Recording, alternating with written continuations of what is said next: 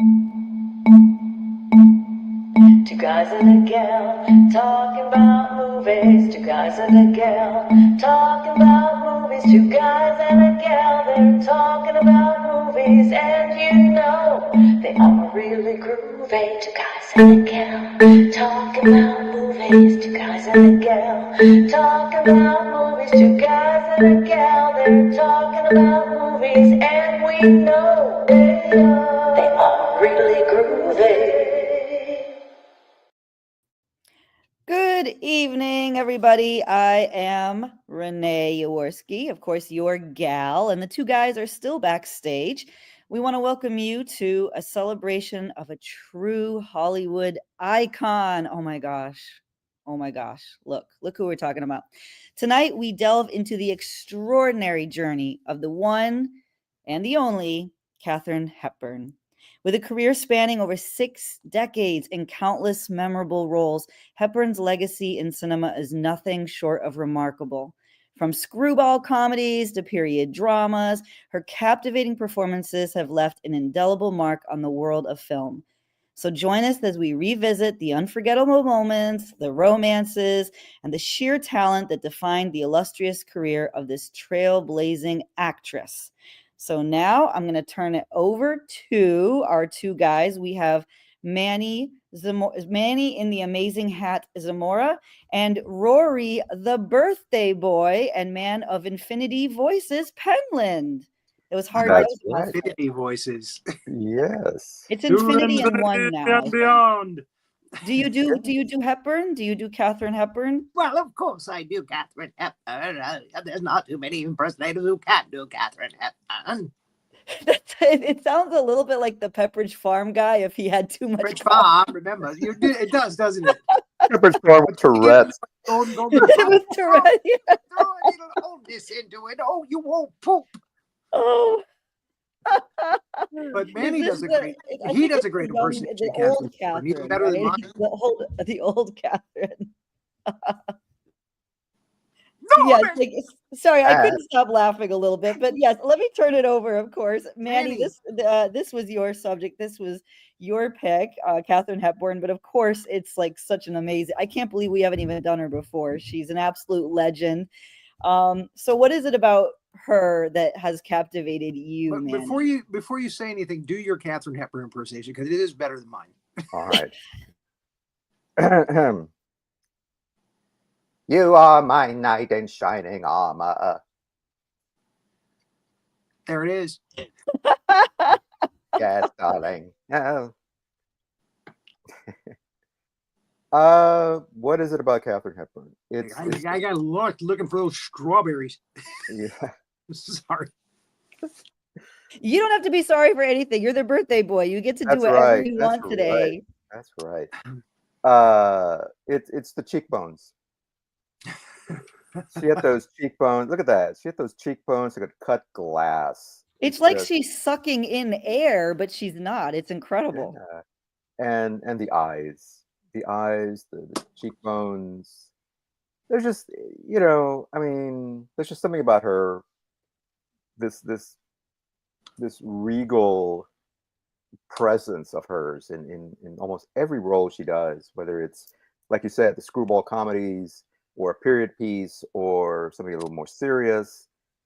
She always has this just magnificent bearing about her that I just like and gravitate towards. She's very regal. Yes, she does have it, and bearing is a perfect word because she really does carry herself with dignity, and she's very regal. And yeah, like you say, even if she's doing a screwball comedy, which is what she started out doing, there's still that certain air about her of aristocracy, kind of. Yes. And again, it just kind of throughout the ages, she just took it with her and kept. She's her own person. She's her own personality, and a lot of people say, well, she's just being Katharine Hepburn in just about every role. It's true, but again, we like it. Exactly. Yeah. Yeah. Even when she's playing a relatively despicable character, as in one of her movies, which we'll mention later on.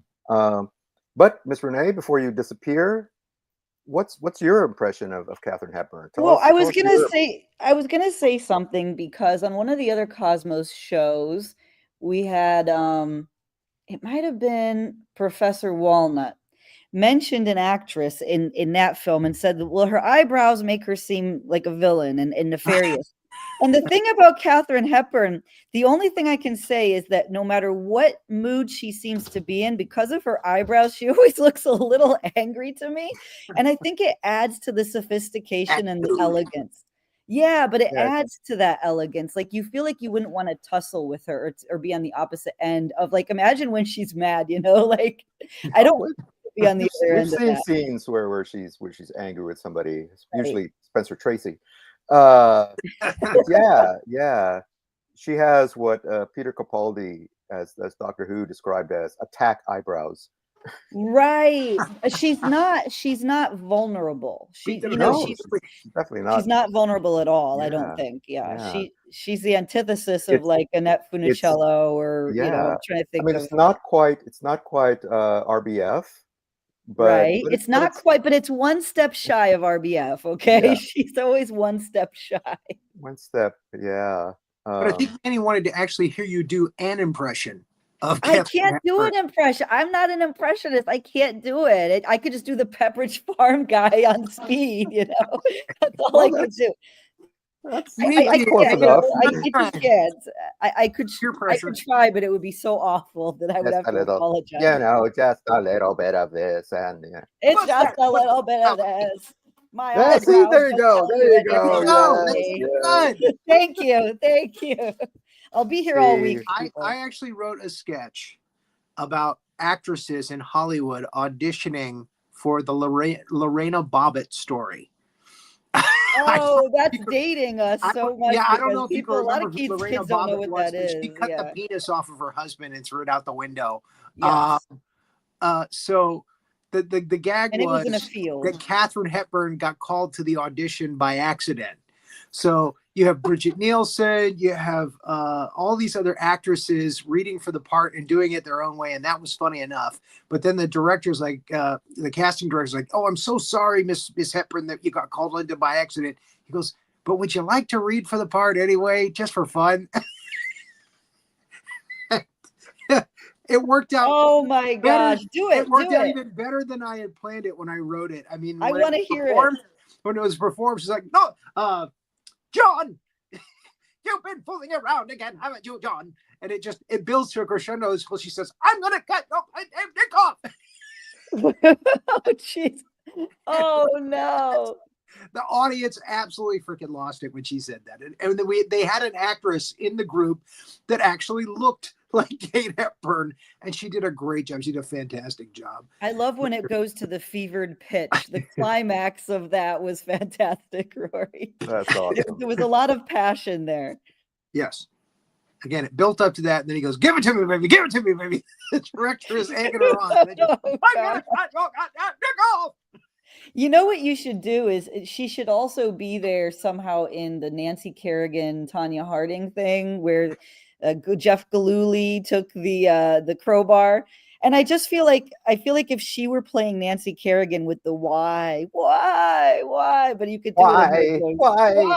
Why? It Yeah. was around the No, time that can be funnier if she were the other one. Oh, Tanya Harding, like hit her harder, just hit her harder. Yes. Yeah, Break her goddamn kneecaps. Like a mob boss. She's like a mob boss. Oh no, that was perfect. Sweep the leg. And then like the eyebrows, you zero in on the eyebrows, and she's really incensed, Oh gosh, I think we just wrote another great sketch about this. Wrote a sketch and besmirched the memory of her. Yes, of course. I want to believe that she would enjoy this. Maybe she would have laughed. She would have loved it. That's what I believe. Yes. Yeah. She would. All right. Well, on that note, speaking of her regal bearing, the first movie that comes to mind, which is my number one, where that's actually an issue, is the Philadelphia Story. Okay. Wonderful movie with of course Katharine Hepburn, obviously, Cary Grant, James Stewart, where she plays a society lady who is about to get married to a fella who is kind of below her in social status. But she claims to love him. She at the very beginning of the movie, we see she's getting divorced, or basically throwing Cary Grant out, to whom she was married at the time. In the movie, that is, her character married. And years later, now she's getting remarried, and he basically shows up to kind of throw a kink in the works. And she's very, as we said, very regal, and he has this wonderful speech where he basically lays into her and tells her, you are this remote goddess almost, this unapproachable figure, and you're never really going to learn to love unless you basically, he tells her to get over herself in so many words. And as the movie progresses, she realizes that he was right. He was right about her. She was kind of closed off and very insular, very protective of her feelings, which not only he helps, but also Jimmy Stewart, who plays a reporter who is there to cover the wedding despite her objections, or over her objections. And along with this photographer, and just the interplay between all these characters. Of course, it's based on a stage play, but and the movie feels kind of stagey, but it moves at such a pace that you really don't care. I mean, the dialogue is so witty, so fast paced. The drama is on point. The humor is on point. It's just a good movie, and it really kind of talks about class and class struggles, and the disparity between the two in such a way that also still makes it au courant. It makes it relevant to things that are happening today. So yeah, I just had to make it as my number one. I'm surprised it's number one on your list with all the good performances she's given. I'm surprised that didn't even make my list, because I thought they did it better in Holiday, and it was, again, the chemistry between her and Grant was better in that, in the fact that he was going after the sister. Well, actually, we'll talk about that later, but and then at the end she's the sister of the person he's in love with at first, and then they end up together at the end. And again, it's all about social class. And I just thought they did it better. And I thought that it was just that everybody talks about how great that movie is. And I just felt like Jimmy Stewart was completely, his character, he barely even needed to be there. Really? Yeah. So, okay. I just thought the Holiday did it better, and that was on my honorable mention. And we might talk a little bit more about that. Maybe we don't have to now, but yeah, that's a real surprise for me that it was number one on your list. Okay, maybe I should go back and give it a second look. Give it a second look. See, I thought she was kind of mean in that one. I couldn't really invest in her character at first, and I know she comes around by the end, but I just adored her in Holiday from the moment she steps on the screen up to the very end. You're like rooting for her, going, "Hey, you need to be with that guy," and that's what happens at the end. So I thought that was a better George Cukor. I think that's one of the reasons why I like this movie is seeing her journey, is seeing her arc. That transformation from, as you said, sort of mean girl, really kind of stuck up, and to what she becomes at the end. Performance-wise, I guess I can see that. Yeah. But give it another look. You might change your mind, or not, I swore to myself. I swore to myself that my number one was not going to be this picture, because everybody expects it. And unfortunately, after watching everything, I was like, nope, on Golden Pond, it's the best one. So it's the best performance. And again, later on, she got better with time, like a fine wine, I mean, I didn't get to see Quigley Down Under, but or was that it?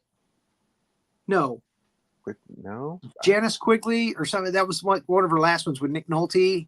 I wasn't able to anyway get it, Okay. and I'd read bad reviews about that anyway, so I didn't think it was going to make my list. But but On Golden Pond, she got an Academy Award for that, and she deserved it. It was just a really phenomenal performance. So that's my number one on the list. You know, it's her and Jane Fonda and Henry Fonda. Henry Fonda, I don't think has ever been better, and he's done a lot.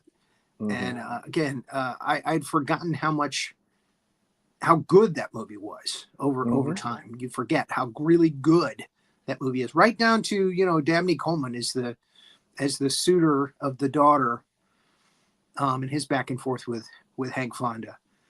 So and the kid actor from the time, I can't remember his name, but even he's really good in it. Yeah. So just a solid Academy Award winning drama, and it doesn't seem like a stage play. I think that's based on a stage play, but it doesn't seem like a stage play there. It's a little bit more open. It's a little bit more. Yeah, because you know how I feel about stage plays. They're making the movies. I'm like, oh god, you know, not again. Why? Yeah. So again, I thought my number two was going to be my number one, and it turned out to be my number two. So anyway, go ahead with your number two. All right. Well, my number two is another of one of Hepburn's slightly older movies, and one of the 9 that she did with Spencer Tracy, which is kind of interesting. She did so many movies with Tracy that people started to think that maybe they were actually a couple because they acted so well, or you know, acted so well together, or had such great chemistry together, I should say.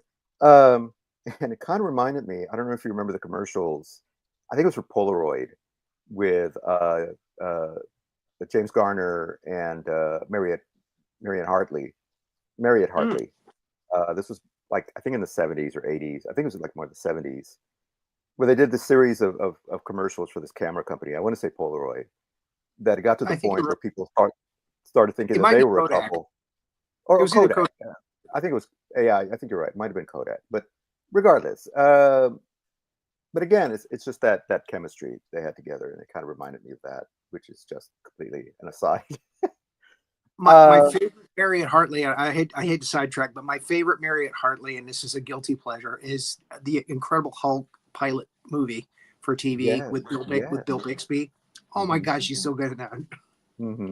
Like candy. Yeah.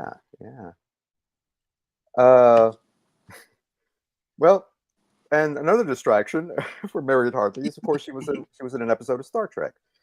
So there's my mention of Star Trek. There's our guilty pleasures right there. Our guilty pleasures. Our Marriott Hartley guilty pleasures. Marriott Hartley. But we're here to talk about Katharine Hepburn and Spencer Tracy. And my number two. So your number two. My number two is Adam's Rib. Okay. Yeah. 3 of those movies made my list. Great courtroom drama. Still relevant today, talking about sort of the battle of the sexes.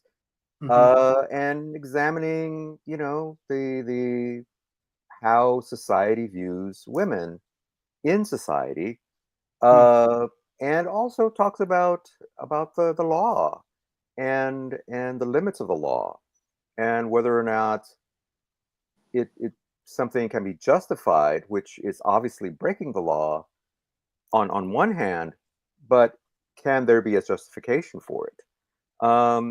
And basically the plot revolves around, there's this woman who attempts to shoot her philandering husband, and she's caught, and Tracy and Hepburn are married lawyers.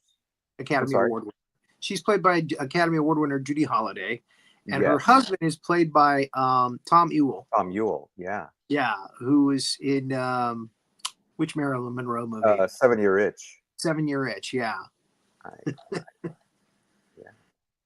So exactly. I'm sorry. So he's a dynamite actor. He is. He's terrific in this. As the philandering husband. The philandering husband. Yep. And And like you said, Judy Holliday attempts to very clumsily attempts to shoot him and possibly his paramour. And of course, she's arrested, and Tracy and Hepburn are lawyers. He's a prosecuting attorney. She winds up defending her. And so much of the movie is them butting heads over this case.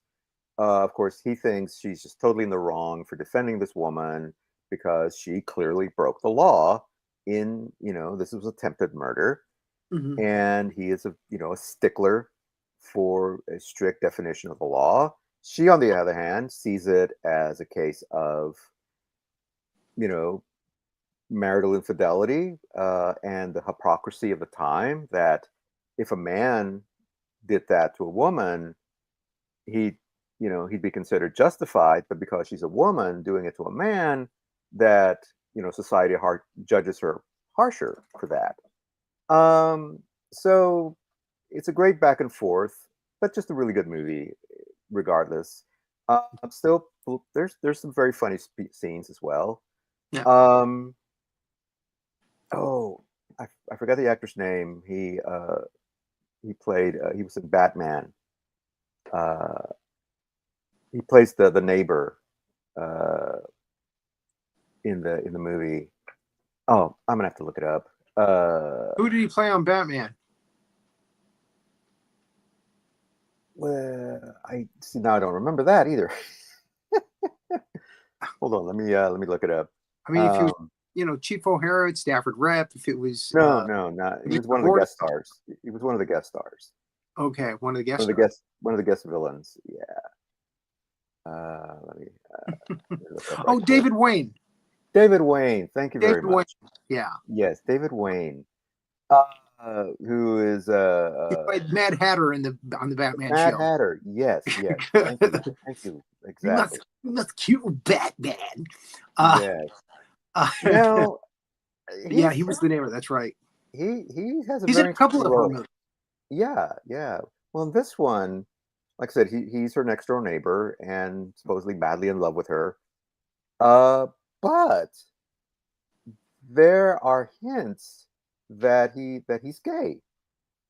In fact, there's a scene where he says something about, it almost makes me feel like a woman as he's exiting, and Spencer Tracy says, "Yeah, well, that wouldn't be too far fetched," or words to that effect, And yet he keeps professing his love to Katharine Hepburn, especially after they kind of separate. So it's like, are they saying he's bi? Are they, they keep it very. You could be and still like women. Yeah. Well, yeah, that's true. No. But it's just Dana Carvey had a character like that on SNL.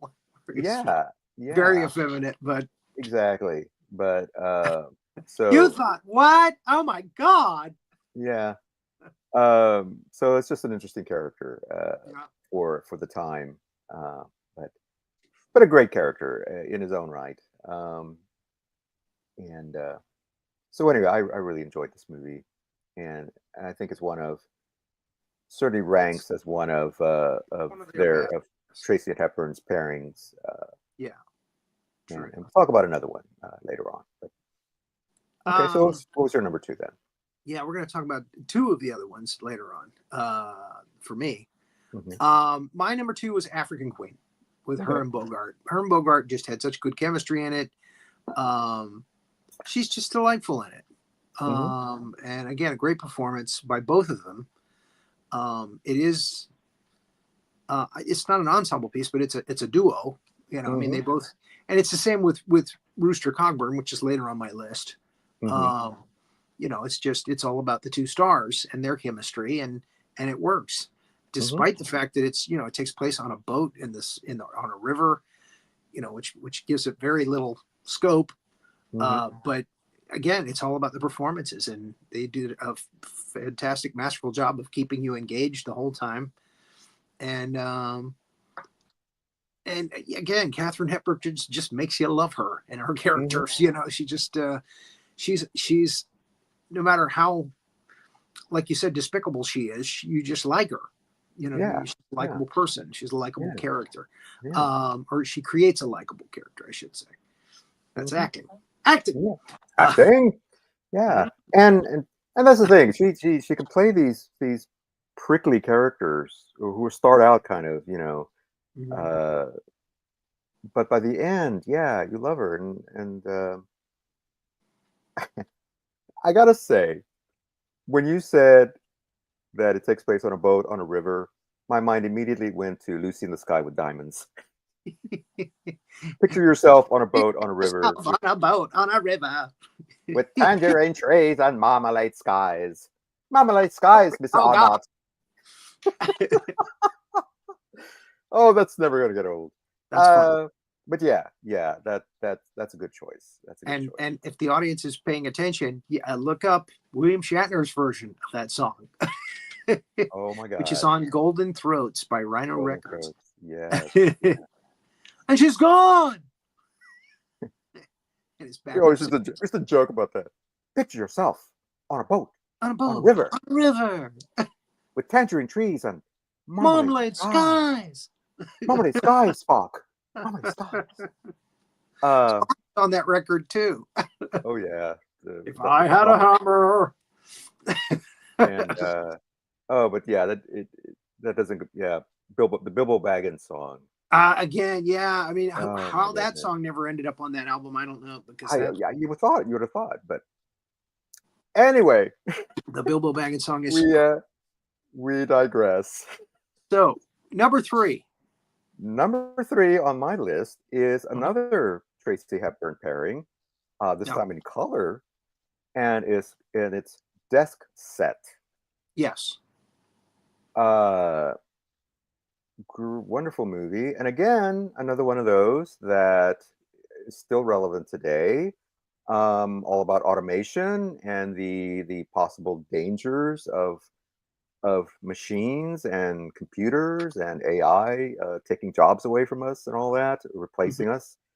Hepburn plays the head of the research department at this I think it's like a television studio. We'll never really specify that, or television network rather. And Hepburn or Tracy comes in, and he's basically there to kind of judge whether or not they can put one of their big machines to now it turns out that his intent all along was not to replace the researchers. They're basically librarians, but rather to augment or to help them out with Right. their job, instead of having to run around and looking at books and whatever, to use a computer, much like we use the internet now or use Google, essentially to look up things. So this predates even all that. But of course, there's all the misunderstandings, and there's the worry about whether or not this machine is going to take their jobs and all this stuff. But there's also their fears, yeah, and yeah, it's a main theme of the film, I think. And exactly. and But there's there's also right. There's also delightful performances from John Blondell, from the lovely Dina Merrill, from Gig Young as an executive at the network, who is having a little romance with Hepburn. He's courting Katharine Hepburn. Who's courting her? Yes, thank you. Yes, who's courting her? And how that turns out. And it's just and again, lots of humor, lots of funny stuff, among some serious questions to be asked. But yeah, just a really, really good movie. It is. It really is. It's on my honorable mention list. And as one of the three, all three of the Hepburn Tracy films that I liked were on the honorable mention list. Okay. Again, there were just other movies that the performance was just better. It was more engaging, more entertaining for me. Mm-hmm. My number 3, because it is so different from any of her other characters, it's a real screwball comedy, and she is a real screwball, and that's Bringing Up Baby. Mm-hmm. and again, you talk about that cadence of the time, where it's just zing, zing, zing, zing, zing. And again, it's her and Cary Grant at their absolute best. Again, Holiday is on my list and my honorable mentions list, but this was probably, in my opinion, it's the best back and forth between Cary Grant and Kate Hepburn. Mm-hmm. Again, I just love her character in that she's such a nut. She's such a nutcase. And again, there's the leopard, and again, they don't overuse the leopard, which I think is great. No. It just accentuates the fact that she's just very eccentric, Mm-hmm. and we like her character right out of the gate, because she's just such a screwy, funny character. We hope that she's going to get together with Cary Grant by the end of the film, and it heads in that direction. Mm-hmm. So yeah, that's it's black and white, but again, it's just a really good film. It's just a really well written film. And again, the performance by her is so different from anything else that she's done. So different. There's another film that she was supposedly in that I couldn't watch, unfortunately, and that is Curtain, or Stage Curtain. Stage Canteen, I believe. No. There's one called Canteen, but that was like a USO. Okay. All right. I think it's just Stage Door is the name of it. Stage Door. And Yes. Yeah, it's just an ensemble piece. It's got like Lucille Ball in it, and it's got Ginger Rogers. And there's a whole bunch of actresses in it, and she's a smaller part in the film. So that was that. I was like, you know what? You don't need to see this for the show because she's just doing an ensemble part. She's just doing a small part. So unfortunately, I didn't get to see it, but the others say that her performance in that is really stellar. So you might want to look it up. Just saying. Okay. But again, I wasn't able to watch it before the show, so unfortunately, and there's a lot of other good stuff here that probably would have beaten it out anyway. So So Bring Up Baby was my number 3. Okay. Well, I guess number 4. Yeah. My number 4. Well, as it happens, my number 4 is Bringing Up Baby. Pretty much for all the reasons that you just mentioned. She is just the ultimate Liberty Gibbet, and just kind of flighty. Love the scene. Liberty Gibbet. I heard Flighty. that. Flighty, yeah. Actually, Liberty Gibbet is from a Tom Hanks, Meg Ryan movie, Joe versus the Volcano. There's a character which calls herself a Flipperty Gibbet, but anyway, which would not make anybody's top 5 list, I don't think. Yeah, that's one of the forgotten. Yeah, it's one of the forgotten ones. I thought I liked it, but it's not a great movie. But anyway, Bringing Up Baby. I have to admit, I wasn't sure if I was going to buy Cary Grant as a nerdy scientist at first. But I did. Yes, you absolutely do. You buy that. Yeah, and exactly. And again, go for it. Yeah, and just goes to show, how good an actor he was, how good an actor she was. And again, great performances all the way around. I love Barry Fitzgerald as the groundskeeper. Nobody believes that there's a leopard. The whole thing with the 2 leopards. One's the kind of dangerous one that escapes, or they're supposed to be transporting because it's dangerous, and they think it's baby, and all that. That whole a nice little twist on the mistaken identity trope. But I mean, it's just one of those movies where things just one thing after the other, and just gets funnier and funnier and funnier as it goes along. Love the scene at the restaurant where she tears his tuxedo coat, and he winds up accidentally tearing her dress, and half of her is exposed, and he's trying to cover her up, and she's like, "What are you doing?" And finally she realizes, and they have to leave together, and the whole thing with the purse, and later on the whole thing about when they wind up getting thrown in jail. Anyway, I don't want to go give the whole movie away, but if you've never seen this movie and you want to see something really, really funny from the 1938, I believe, then watch It would be a great Bring Up double Baby. feature with Arsenic and Old Lace, even though Oh. Hepburn's Arsenic and Old Lace, but that's probably Yes. the best comedy from Cary Grant. Yes. Are those two? Yeah. Yes. Absolutely. Absolutely agree with that. Yeah. Yeah. All right. So that was my number 4. So number 4. My number 4 is Rooster Cogburn with Yeah. John Wayne and her. Great performances by both of them. Anthony Zerbe's in it, who I always like. He's a great character actor.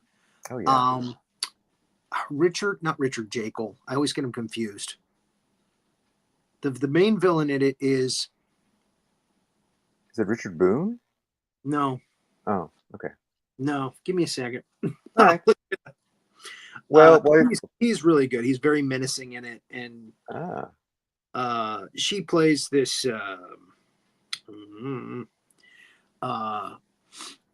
religious. She's a pastor's daughter. They kill her father.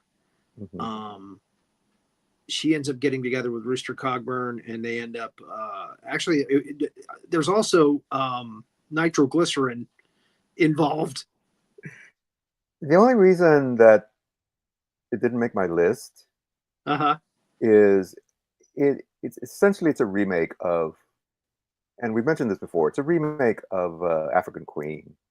I mean, right down to the trip down the river, her character, Rooster Cogburn, what?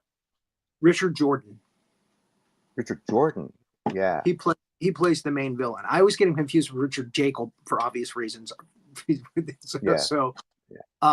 they both play the same kind of characters in movies, Richard Jordan and him. Yeah. I never really thought about that as it being a remake of that. They do go down on a river at the last, quarter of the film with the dynamite. But I mean, there's so many other engaging characters in it that I didn't think of it as that. But I guess I can see how you would think that. Same type of chemistry between the two of them, Yeah. I mean, it's very similar.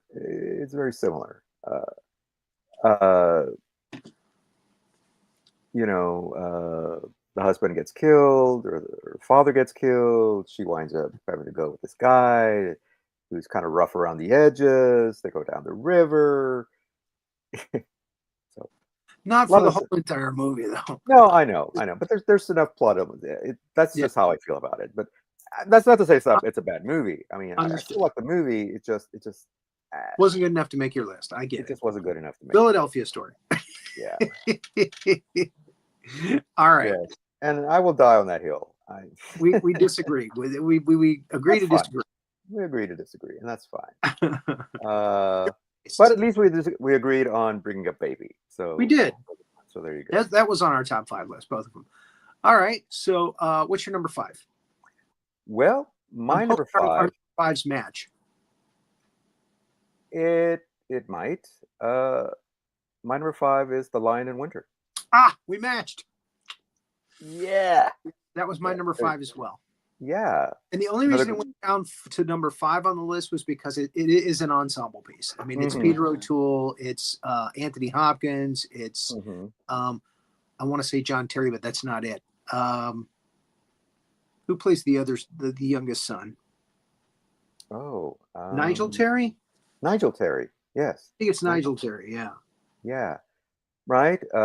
Timothy Dalton, very young Timothy Dalton, I believe. Very young Timothy Dalton plays the King of France, and he's like 17.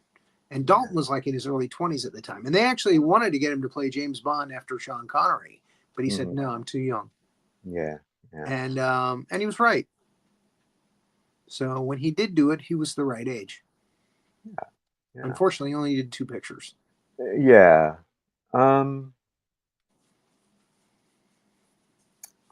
Yeah, we talked about Lion and Winter when we talked about Anthony Hopkins, but Yes, uh, but we didn't talk about Kate Hepburn's performance in that. Kate As Hepburn Eleanor of as Aquitaine. Eleanor of Aquitaine. Oh, I mean, come on. Yes. The whole premise of the film is that she has been imprisoned by the king, Peter O'Toole, Hmm. and now are getting together for Christmas, of all Hmm. things. And I think this was based on a play as well. Yes. But it doesn't feel like it. I mean, even though they're in the same castle, they do go around the castle in different places in the courtyard and what have not. And again, she's basically trapped there. It's Hmm. a prison for her. Yeah. But the whole family comes together for Christmas, and of course, when the family comes together for Christmas, there's always going to be, arguments and Mhm. fights, and Yeah. that's the magic of the film, the Yeah. charm of the film, Yeah. is that they go through all these family things going on, and but it's the king and the queen and their sons, and they're plotting the people plotting against each other, and Hmm. yeah, so Yeah. it's and a wonderful score by John Barry, Academy Award winner. Hmm. Uh, just a really really wonderful rounded film. They remade it with Patrick Stewart, and it just wasn't that good. Yeah. You know, Peter O'Toole and Peter Katharine Hepburn, O'Toole. Yeah. I mean, Anthony every Hopkins. time they're every time they're on screen together, and you mentioned that about families and Christmas. I think she even has a line about that. Yeah, Correct. so all families have Yeah. difficulties. What family doesn't have difficulties or something like that? Yeah, it's great. Exactly. Yeah. Yeah. It is at Christmas at this time of the Exactly. year. Yeah, Yeah. it's a great line. As they're trying to kill each other. But yeah, yeah. So anyway, uh, I almost, and in fact, this is my first honorable mention is the African Queen. Yeah. I almost switched the two at the last minute, but I thought no, no. As much as I love African Queen, Lion and Winter is the better movie. Uh, Yeah. but it's a very very close. I'd almost maybe Again, make it a tie. because she's sharing the screen with so many people in Lion and Winter, that's why it made it lower down on the list. African, Yeah, it's her and Bogey. I mean, it's her and basically, Bogey. Yeah, there's Robert Morley at the beginning, and then there's the Germans at the end. But I mean, it's basically their film, and it's yeah, fantastic performances by both of them. So yeah. And great direction from John Huston, mm, yeah, uh, who actually dragged them out into Africa to film on location. Uh, I mentioned this before when we talked about Clint Eastwood, but he made a movie called Black Hunter White Heart, or White Hunter Black Heart, right, that is based, even though the names were changed, but it's based on Houston and the making of the African Queen, well, mm, sort of before the making of, uh, and yeah, it's an interesting movie if you've never seen it. mm, Um, but anyway, it's what's referred to as a roman à clef. Uh, you know, it's a true story. The characters are based on real people, but the names have been changed to protect the guilty. Uh, but anyway, okay, so that's my first honorable mention. What are yours? I have to mention Mary of Scotland. Mm, Because, and I think that's based on a stage play. Um, it was the movie basically that started her career. hmm. And her performance is so powerful in that.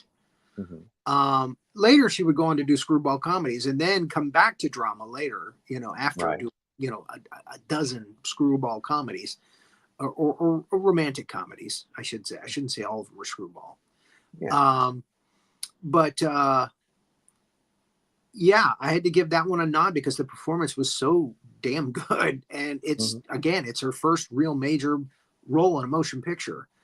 Um, uh, okay, here's the three. Um, movies with Spencer Tracy that I thought should be named. And we didn't mention Guess Who's Coming to Dinner. We talked about that with Sidney Poitier earlier on an earlier show. Yeah. Great ensemble piece. Again, that's why it made the honorable mentions instead of the top list. Great, fantastic performance by both Hepburn and Spencer Tracy. I don't think Spencer Tracy's been better than when he's doing that film. Character. And we had talked about, you said something about them not having a relationship. They did have a relationship, did they not? I thought they were both married. Okay, so here's the thing. There's all this intrigue. So there's all this intrigue about whether Katharine was a lesbian or not a lesbian. And there's all this evidence. People have written books. Journalists have really investigated this. She kind of didn't really speak out about this stuff. She did get married young for a very, very short period of time to some guy. And what you're talking about with Spencer is that they never lived together, but they had almost 3 decades of a partnership. I mean, she even took care of him when he was sick and everything. But a lot of people say really it was platonic and she was having lesbian relationships and that he was actually bisexual, semi-separated from his wife, which was like a cover for that. So their relationship, even though it was 3 decades, never was public at the time, but it was an open secret. Interesting. So it might have been like a Lavender sort of thing where they were protecting their different LGBTQ personas. So they were each other's beards, in other words. Yes, they were. But then again, it's, Katharine wrote while, maybe she was just keeping to this fiercely private story, but she said, oh, it was the most magical time of my life and I would do anything for Spencer. And they did have a real connection, but whether or not it was platonic or romantic in any way, nobody knows. And Katharine wasn't talking and Spencer wasn't talking. So it's nobody's business. It's no one's business, right? They loved each other. Awesome. They have awesome chemistry. Absolutely. Film as well, so. Yes, and they were both private about things like that. So as they should be. So there you go. This brings up something else too. There's a movie called The Aviator, which is about right, because he wanted to marry her. He wanted to marry her. He dated her. He begged her to marry him, and then she said no. She wanted to just focus on her career. She was always fiercely independent. And that was another thing where people were saying there's a lesbian thing here somewhere because she was linked to different women and had different types of relationships with women, but never seemed to really connect other than with Spencer Tracy. She never really connected with a man. But yeah, Howard Hughes begged her to please marry him. And she was like, nope, not interested. And Tilda Swinton was perfectly cast as her Annette. Am I correct? Yeah, I think so. I'm pretty sure. No, it was Cate Blanchett. Oh, was it Cate Blanchett? Okay. No way. Are you serious? Oh my gosh. I could have sworn. Oh, that's crazy. Cate Blanchett. Okay. I'm pretty sure. No. I'm sure it was. It's just I think you're right. I'm sure it was. That's crazy. I have a false memory in my mind. I have a totally false memory. For some reason in my mind, I kept thinking it was Tilda Swinton. I can see that. I can see Tilda Swinton playing Katharine Hepburn, but no, it was Cate Blanchett. Yeah. Interesting. She did a great job. Anyway, it's been a while since I've seen the movie, so I don't know how I got that thought in my head, but evidently Renee got the same thought. So I have I still think it's true, even though I know it's not true, but I still think that. I don't think we're the only two people that mix that. Yeah, it's the Mandela effect. It is. There's an alternate reality where it happened. Yeah. Well, Guess Who's Coming to Dinner is on my honorable mentions list as well. What's that? Guess Who's Coming to Dinner is on my honorable mentions list. Yeah. Again, there's a lot going on with Sidney Poitier in that film, so it's an ensemble piece. But again, the performances are just candy. They're stellar. Adam's Ribs, again, we talked about that earlier. Death Set, we talked about that earlier.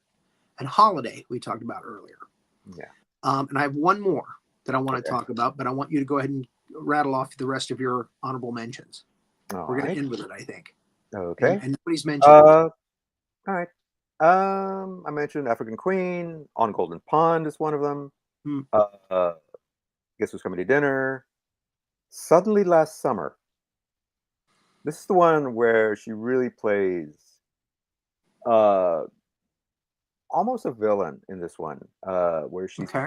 practically terrorizing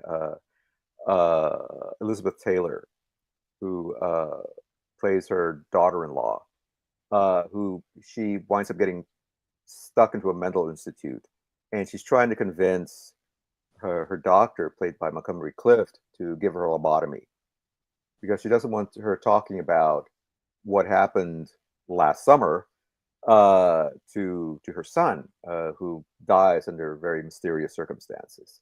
It's a pretty dark movie, Mm. and not played for laughs. I mean, it's pretty, and she's just this again, this matronly, this rich woman, but unlike her character in Philadelphia Story or some of these other movies, she's using her power for evil in this one. It's conniving. She's conniving. Thank you. So I had to mention that one, and Pat and Mike, which is another Tracy Hepburn collaboration. Not one of my favorite movies, Haven't seen it. but it's okay. I had a hard time kind of getting over the blatant sexism in this movie, especially from Aldo Ray, who plays her fiance. Hepburn plays a golfer, Okay. and she's one of the top golfers in the country, kind of modeled after Babe Dickinson. Mm. Dickinson. And Tracy becomes her manager, and of course they wind up together and all that, but because of course they had to. Not one of my favorite movies, Chemistry but was so it's a damn good good. movie. But it's a good movie nonetheless. So those are my top five. Okay. Or my top honorable mentions. When I realized this last movie I'm going to mention existed, I was like, "What? No, it can't be." The Iron Petticoat is the most bizarre Katharine Hepburn movie ever. It's so different and weird from everything else she's done. Mm-hmm. I really didn't like her character when she was introduced in this film. She plays a Russian pilot who has come to America, and they think she's defecting, but she's not. And the Russians think she's defecting, but she's not. And I'm not sure how this damn picture got made at the time that it did, which was the mid '50s, at the height of the Iron Curtain thing. Yeah. The Red But Scare. it's a Bob Hope romantic comedy, where Bob Hope plays the guy who's he's supposed to go on vacation, but they say no, we're scrapping your vacation. You got to keep an eye on this the female Russian pilot, and see what she can do for us, that kind of thing. And it's kind of an espionage kind of thing.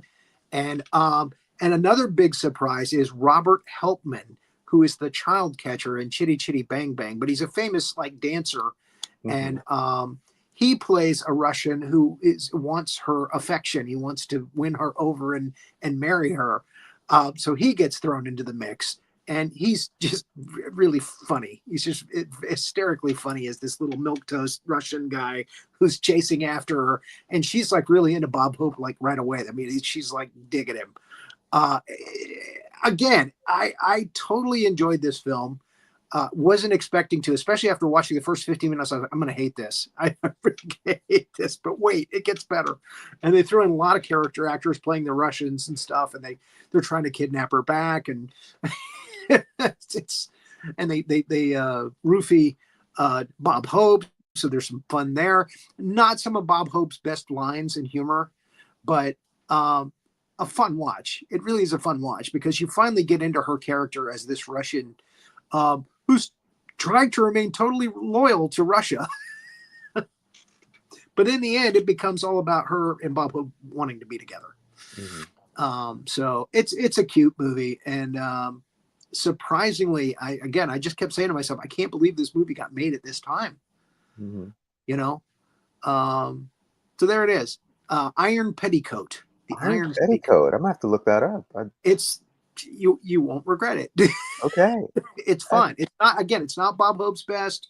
It's not her best, but it's different from what both of them have ever done. So wow. Yeah. So it's a fun watch. Okay. Cool. An unexpected gem. Unexpected gem. All right. Well, all right then. That sounds intriguing. I'm gonna have to look that one up. Next week. And it's on YouTube. That's where I saw it. Oh, okay.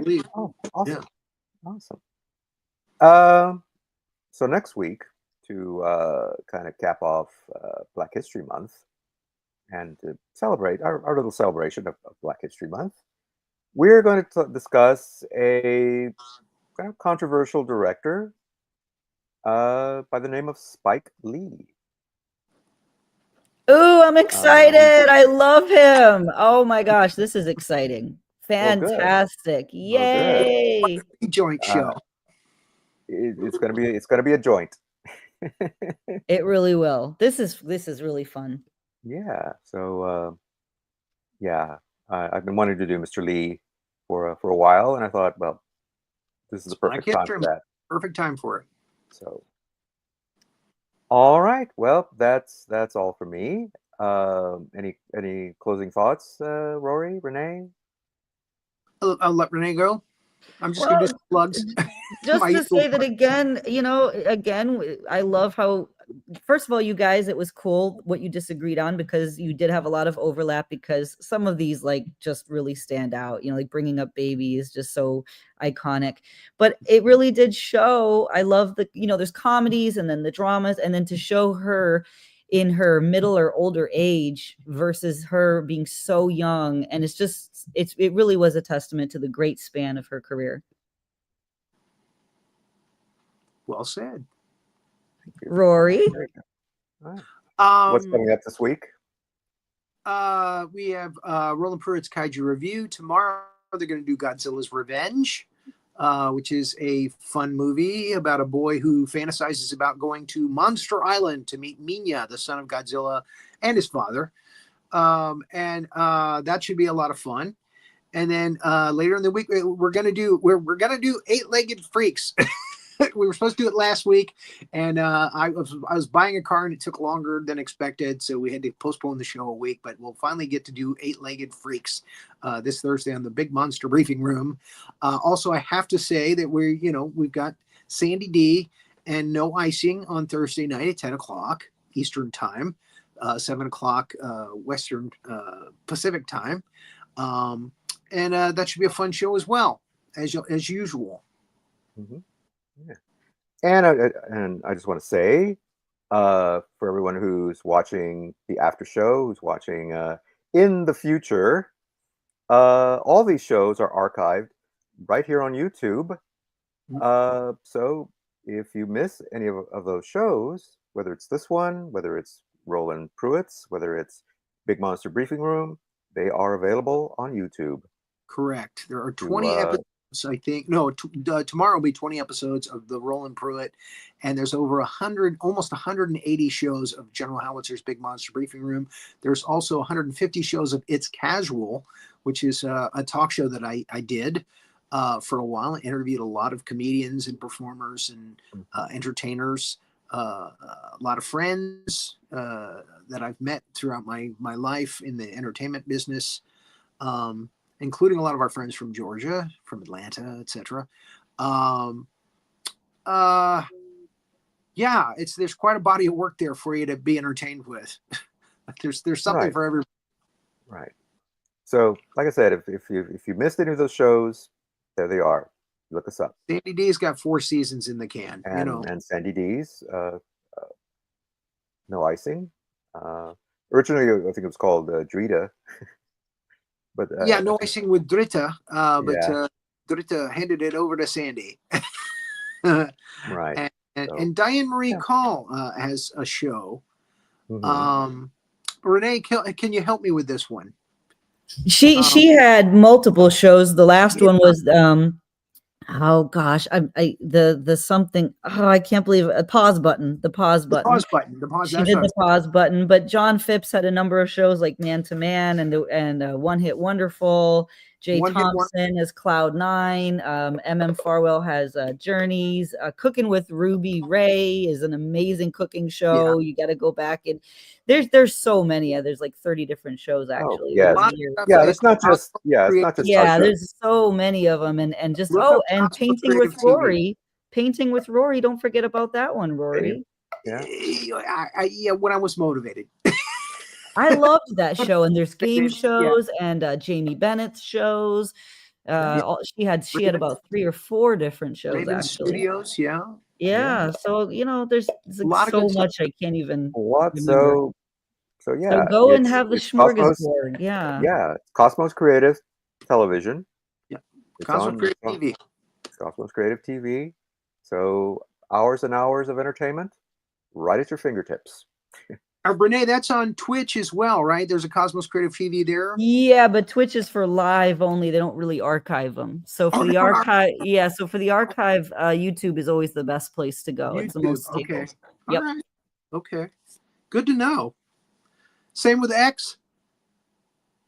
Yeah, X is not a great place to watch after the live. It's technically up there, but it's best to always go to the YouTube so we can have everybody there, and it's the best quality, and it's YouTube. It's You can just punch in the show title, and the list will come up usually. Yeah, exactly. I mean, because all of Chiachia had the Abundance Artist show, which was fantastic, and I mean, there's like I said, there's just so many show hosts over about 4 years of programming to check out. Yeah, there's so many. Burn It Down from our buddy Tom Cheshire. Yeah. Oh my gosh.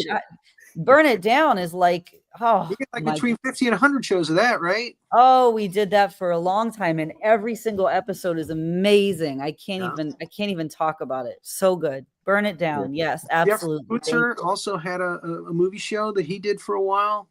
Yep. Right. He had he talked to some incredible directors and actors and right. He had a film show right before this one. It was a little bit different.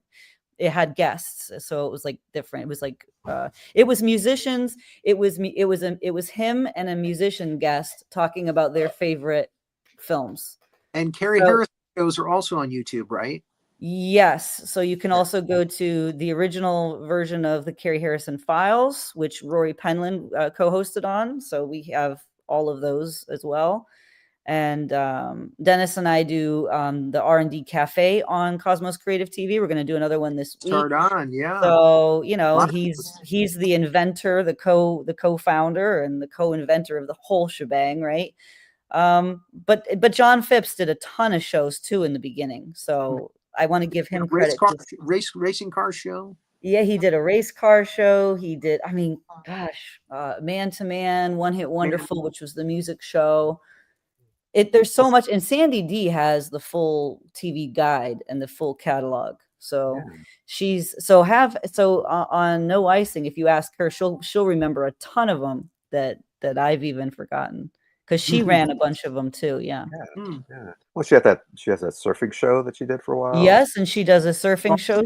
She'll be bringing that back. Sandy D, right? Oh, I love that show. Getting Salty with Sandy D. Getting Salty, yeah. Yes, and lots of different music shows. Tons of different music shows. Lance Charles Band, Tribal Me. We go live twice a week through Cosmos Creative, and they are amazing. They're from Ventura, California, and they're just great.